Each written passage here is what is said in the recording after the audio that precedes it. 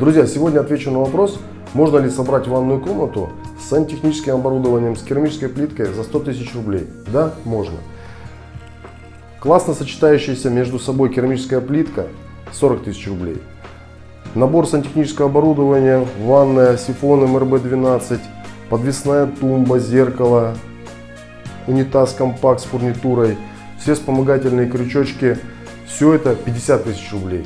И вспомогательные светильники, розетки-выключатели, штора, гардина для ванны, еще 10 тысяч рублей. Итого 100.